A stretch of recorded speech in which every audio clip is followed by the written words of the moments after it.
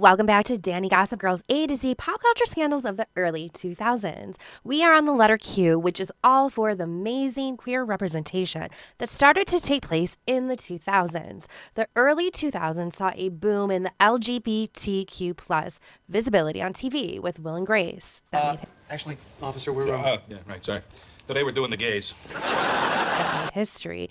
Queer Eye became a cultural When you're moment. gay, you go home and you're like, I can't tell you why I'm upset because I'm afraid to tell you, and maybe you won't love me anymore. So that's very scary. And it's so important for young people to see people like them on TV. So they say, oh, I'm not alone. And oh, of course I can be successful because so-and-so's like me and they're successful. I saw them on TV. So me growing up, I didn't have that.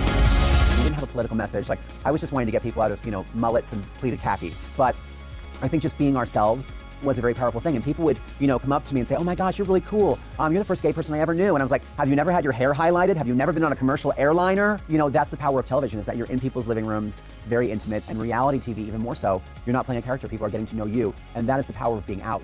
And the L Word brought queer love stories to the forefront. The L Word really was such a cultural phenomenon. It opened up so many people's eyes. The most mainstream way, I think more so than I think any of us ever probably anticipated. Well, it's almost like the first time it was like training wheels. Like, this is what lesbians look like when they drink coffee. That's true. What lesbians look like when, like when we get ready for work, and now we can, really live it out. That's what art and entertainment do. It's supposed to broaden your mind. It's supposed to teach. TV, cable, news publications, and so much more.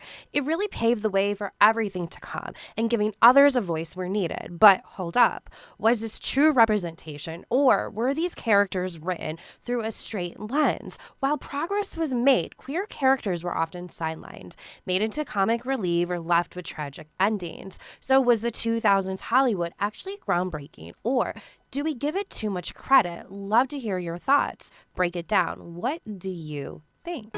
We really need to remember that we are one big community and we have to support each of those groups. Sometimes we lose sight of that, and I think it's really important to remind everybody, like, you're part of a bigger community and we need to support everybody in that community. I hope we're doing the same thing now with the trans movement, because it's part of our community. And I think the thing that we should be most proud of is that we tend to stick together and support, those of us under that umbrella.